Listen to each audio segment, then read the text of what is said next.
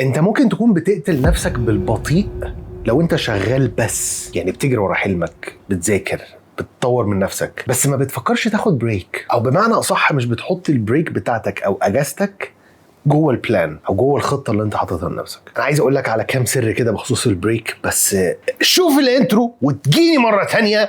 ويا مساء الفل افري بودي، معاكم عمر عبد الرحيم.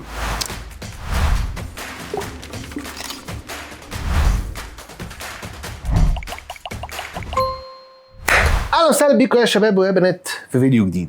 بص، انا جاي لك النهارده عشان خاطر انا عايز اكلمك في حاجه، وهي نوع من انواع الدردشه. يعني البريك بالنسبه لك هي فعلا جزء لا يتجزأ من شغلك، وما ينفعش ان هو يبقى جزء لا يتجزأ من البلان او الخطه اللي انت بتحطها لنفسك، سواء عايز تذاكر او عايز تشتغل او عايز تشتغل وتذاكر او عايز تذاكر وتشتغل. انت ليه لازم تاخد بريك؟ اولا انت انسان مش مكنه، حتى المكن نفسه بيدوله بريكس. عقلك لما بيشتغل فتره كده تحت ضغط بيبدأ التركيز معاك يقل واحدة واحدة لحد ما توصل لمرحلة ان انت مش قادر تاخد قرار صح، ومش قادر توزن الامور، حتى ممكن مراكز اتخاذ القرار تتأثر. انت بقى لما بتاخد بريك انت مش بتكسل، انت بالعكس تماما، انت بترجع شاحن طاقة، شاحن شغف، شاحن استحمال. يا اخي انا من الناس اللي اللعب يساوي جزء مش صغير ابدا من يومها. بلعب بعربيات، بلعب كمبيوتر، بلعب اكس بوكس، بلعب العاب على الموبايل، لان ده لو ما حصلش في يومي مش عايز اسيب نفسي للضغوط انها تدخلني في حته انا مش عايز اخشها. وتعرضت لاكتر من مره لمرحله البيرن اوت او الانحراق. ده حصل لي اكتر من مره في خلال 10 سنين اللي فاتوا، وده علمني قد ايه ان انا اقدر البريك بتاعتي. عايز اقول لك على حاجه بدات اعملها من 3-4 سنين. انا بقيت لما باخد بريك او بطلع اجازه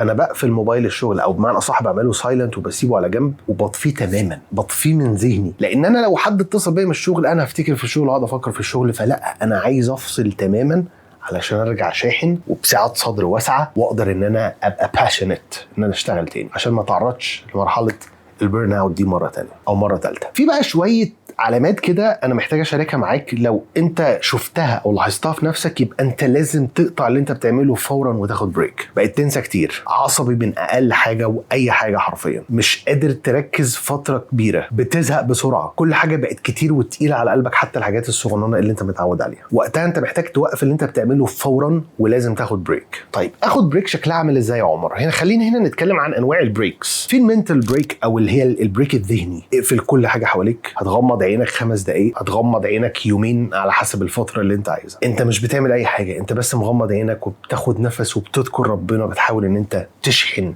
روحك مره تانية. النوع التاني هو الفيزيكال بريك. الفيزيكال بريك بقى دي ممكن تبقى راحه او حركه. يعني لو انت شغلك فيه كل طول ما انت قاعد تشتغل انت قاعد، محتاج تعمل حركه. ولو انت شغلك حركي محتاج تقعد او تفرد او تريح ظهرك، تمشيه، الاسترتشات. لو مش قادر تنزل الجيم قوم كل شويه، حاول ان انت تغير وضعيه جسمك، خاصه الصلاه. البريك الثالث اسمه بريك اجتماعي او اللي هو السوشيال بريك، واللي هي مش سوشيال برضو عشان ما نخرجش عن الموضوع. ابعد بقى عن السوشيال ميديا وحاول ان انت تقعد لوحدك شويه، وقلل انك تشوف البوستس الكتيره اللي ملهاش لازمه على السوشيال ميديا. لان كل ما قل استخدامك للسوشيال ميديا وكل ما قل تعرضك للسوشيال ميديا انت بقيت شايف نفسك افضل، مش شايف نفسك اصغر. لان للاسف من ضمن المؤثرات بتاعه السوشيال ميديا او التاثير اللي بتعمله السوشيال ميديا على الانسان ان هو بيحس ان هو بيعمله ده مش كفايه، لان هو بيشوف ناس في اوضاع بالنسبه له هو شايف انها احسن. وقت ما تحس ان انت خلاص انت مش قادر، انت ممكن تكتب كل اللي مضايقك ده كله في ورقه. كان في حتى كده براكتس يقول لك اكتب كل اللي مضايقك في ورقه وولع في الورقه، شوف انت هتبقى افضل ولا لا. الموضوع ده جربته في كلاس من الكلاسز بتوعي وما لقيتش اي تاثير ليه، بس قلت حبيت ان انا اشارك معاك حاجه زي كده.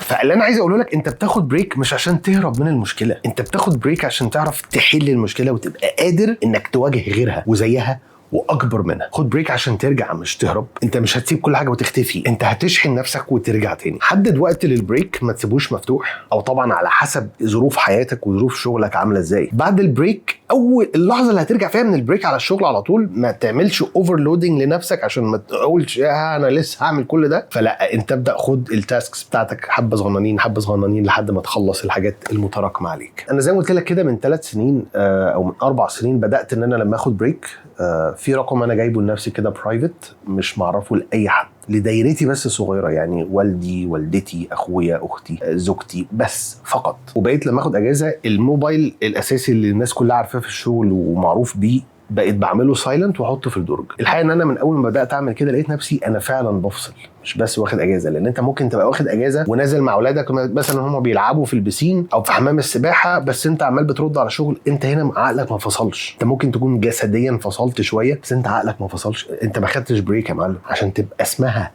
بريك لازم تبقى بريك حرفيا. وخلينا ابقى اعمل لك فيديو تاني ازاي قدرت ان انا اعمل حاجه زي كده بالترتيب واثارها كانت ايه بالتفصيل. فانت هتخطط للبريك بتاعتك زي ما تخطط لشغلك، هتاخد بريك بذكاء، هتاخد بريك عشان تكمل مش تهرب. حتى ما بين الفيديو ده والفيديو اللي بعده خد بريك. بس ما تنساش الاول تكتب لي في كومنت تقول لي ايه اكتر وقت حسيت فيه ان انت فعلا خدت بريك حقيقي حتى لو كان بسيط. يا رب تكونوا استفدتوا النهارده او اتبسطتوا. ثانك يو سو ماتش فور واتشنج، واشوفكم ان شاء الله الفيديو جاي.